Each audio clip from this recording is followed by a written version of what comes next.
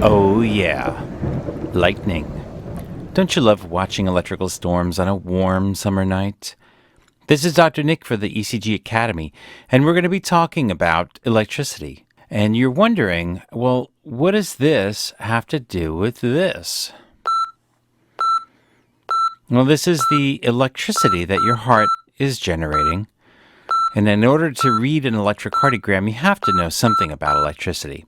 So that's what this lesson is all about. This lesson has to do with the basic electrical concepts that you really need to know in order to be able to read an electrocardiogram.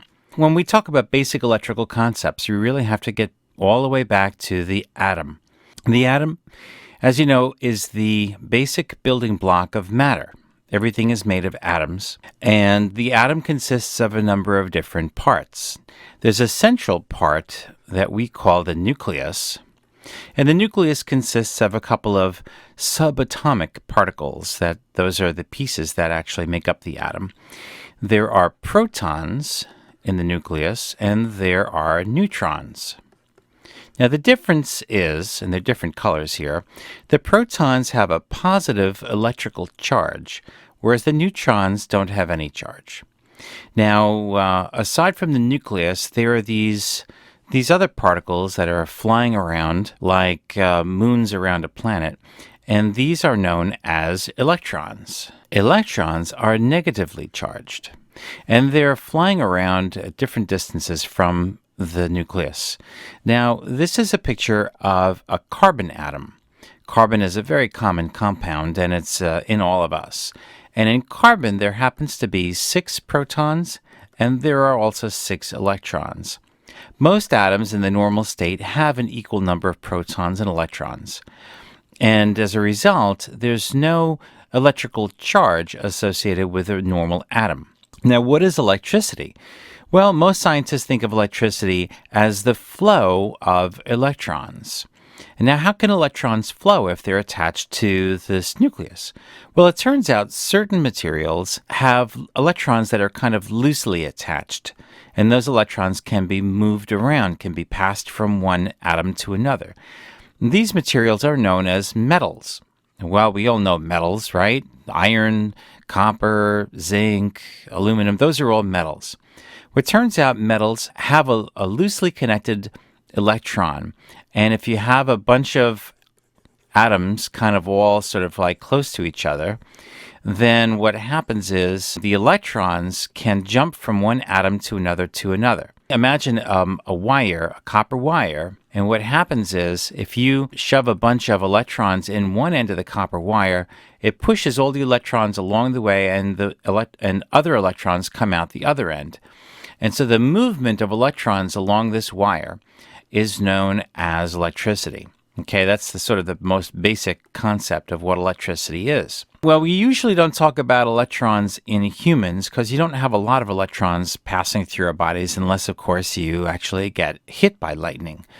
But what we talk about are other charged particles. The charged particles in the body are known as ions. Now, what the heck is an ion? Well, let's talk about sodium. Sodium, otherwise abbreviated as Na in the chemical list of elements that we know as the periodic table. Sodium, here's a picture of sodium, has 11 protons in the middle of it. So there's 11 positive charges in the nucleus of sodium.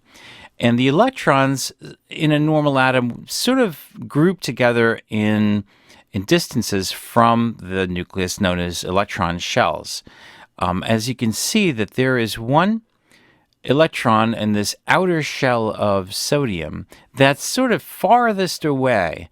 And so it's really loosely attached to the whole atom itself. Now, there are 11 electrons, right? 11 negative charges. So normally a sodium atom has no charge. But what's the most common compound in our body is probably salt, or sodium chloride. Now, when sodium chloride is dissolved in water, such as is in our body, what happens is the sodium and the chloride tend to sort of split apart when they go into solution. And the chloride really, really loves to hang on to an extra electron, and the sodium loses this electron. As a result, there are instead of 11 electrons associated with it, there's only 10. So in a sodium ion, one electron is missing, and as a result, there's one extra proton. There's 11 protons, and there's only 10 electrons, and so the sodium ion is abbreviated Na with a positive charge, a plus sign, meaning that it's charged. So just like electrons moving along a wire, the movement of charged ions such as sodium, and another common ion that we see is potassium in the body, and that's just like sodium can lose an electron and become a potassium ion. The movement of these charged particles is what creates electrical currents within the body. And specifically with the heart muscle cell, if you imagine the cell as being surrounded by a membrane, a thin wall around the cell, what can happen is sodium can rush into the cell and make the inside of the cell more positive. That change in electrical charge, that movement of electrical ions or charged particles, is what generates electrical activity. So now in the next lesson, we're going to talk about how do we record these electrical signals, what's the basic electronic components in a circuit, and we're going to get into much more detail this whole electrical generation of signals in the heart and later lessons having to do with the cardiovascular electrophysiology. So in the meantime, this is Dr. Nick, and I hope you enjoyed this lesson, and stay tuned for the next one.